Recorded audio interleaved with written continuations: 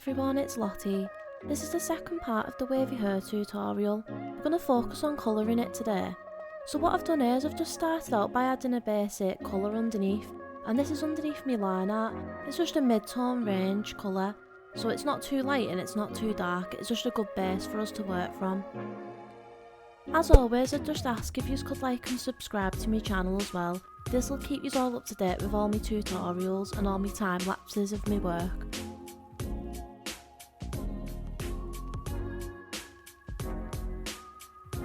I'm just trying to make sure I'm not missing too much from the line work. I just want to make sure it's all covered underneath. And moving on to the next hairstyle, I'm going to do another colour. Again, I'm just focusing on that mid-range colour for the hair.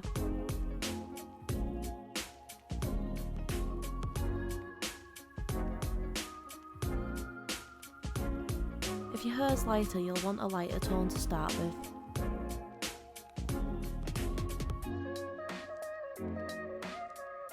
But if your hair is darker, you'll want a deeper tone, so just keep that in mind. This is the easiest way, in my opinion, to start out though. Just go straight for a mid-tone and then just block everything out. I've sped this up so the tutorial's a little bit easier for you to digest.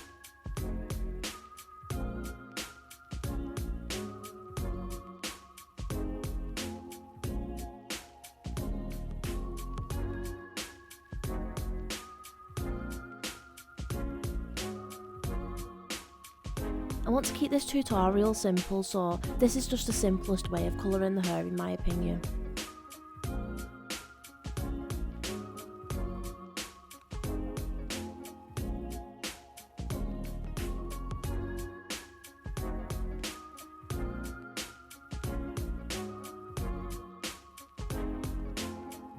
So what I'm going to do now is I'm just going to get an airbrush and I'm just going to darken some of the contours of the hair.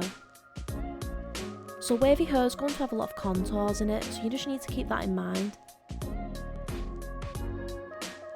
Having the sketch above all really helps with this process. Again, I'm just trying to think about the wefts in the hair and how they fall, and now I'm going to bring in some highlights. I'm just trying to refine it bit by bit. I'm not too worried about adding really small details in because there's no point at this stage. Just focus on picking out where the light's going to hit the waves. So you need to think about the waves that come outwards and then the waves that go inwards. So just think of that contour of the hair. It's waving up and down, so it's not going to be shaded flat. Keep that in mind because it's really important. I'm starting to pull in a bit more detail now because I've got everything blocked out, so I can start to pick out how the hair's actually going to look. This really helps me think about where the lighting's going to fall as well. What I do now is I add a layer above it all, and I'm just painting in some strands. It's really simple and it's really easy. Anyone can do this. It takes a little bit of practice of course, but you will get there. I'm just trying to paint over the lines a little bit. I want it to look a bit more painted. I don't want the line art there, but it just depends on your art style. If you want line art in your work, that's fine, you keep the line art and then work underneath it, similar to how I've done here. So on the second one, I've gone in with the airbrush again, and I'm just picking out all the shadows. I'm trying to keep in mind where the light's going to hit the waves as well. This hair isn't flat, so there's going to be several points of highlight in the hair, so you just need to keep that in mind. It takes a little bit of practice, but if you set up a sheet like this with different hairstyles, you'll be able to practice on each one and you'll get better and better at it. So don't worry if you're struggling or it doesn't look as good as you thought. So after that stage is done, again, I've got the whole layout now and I could just start putting in some highlights again, and I'm just going up the scale of colour.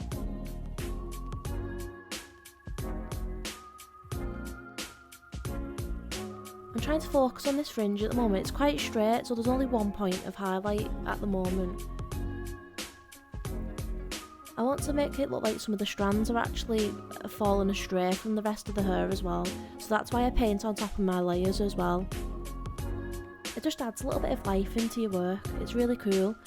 And if you've got line art, but you only like working underneath line art, there's nothing wrong with going on top of it still and just painting in little strands of hair. I've seen that done in a lot of anime work and things like that, so just keep that in mind.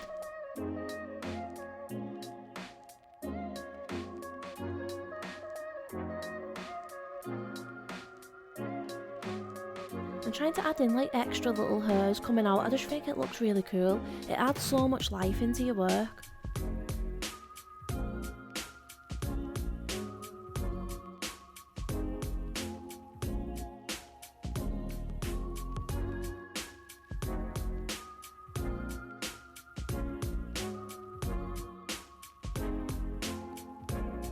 So I'm using a linear dodge layer now on top of everything.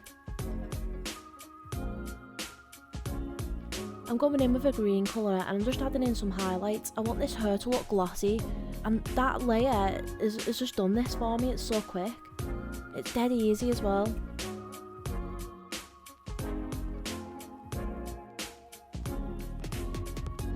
On this final piece of hair, I'm not too sure how I want it to go yet. It is a vintage style hair, but I am trying to think about how I want the colours to go. There's nothing wrong with experimenting as well and bringing other colours into your work. Try and bring out your style in your work and try and make yours look a little bit unique as well.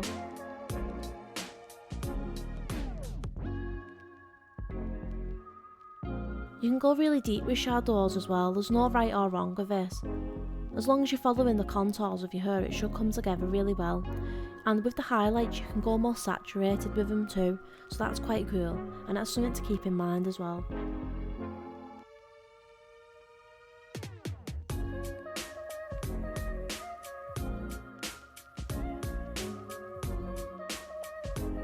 So I'm going in and just picking some more highlights out now.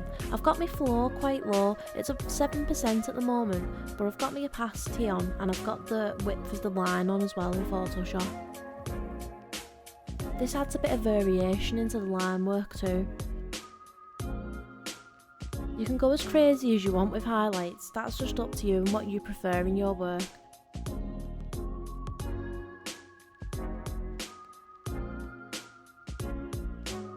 So it's just starting to come together. It's just about thinking how's the light going to affect it as well.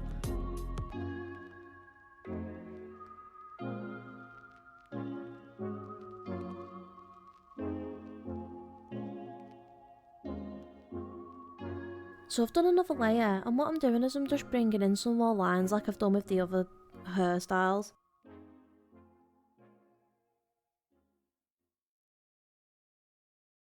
I actually find working on top of my layers is really cool because it gives me a little bit more control with where I want to change stuff as well. If you're constricted to line art, I find that could be quite hard because then you can't change stuff. You can change stuff, but you have to go a bit of a long way around it.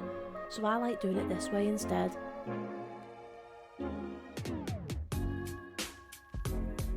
So I'm really picking out these highlights now. I want the strands of hair to stand out a little bit. It's a bit about experimenting as well, but once you get through that initial stage, it starts coming together. It's really cool.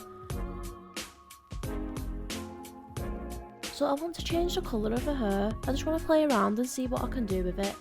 So I'm just having a look through the layer effects just to see what looks cool. I really like this purple look. I think that looks quite cool.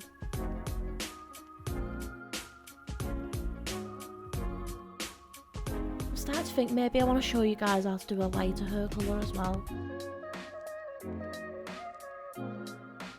So I'm doing another linear dodge layer now. This hair is quite light, so I really want to pick out some highlights in it. You could drop the opacity if it's a bit too strong though, don't worry about that.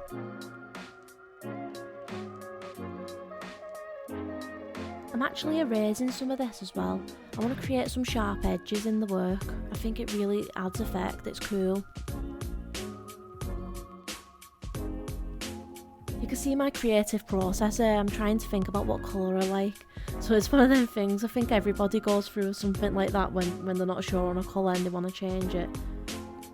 But I do think I like the blonde colour more.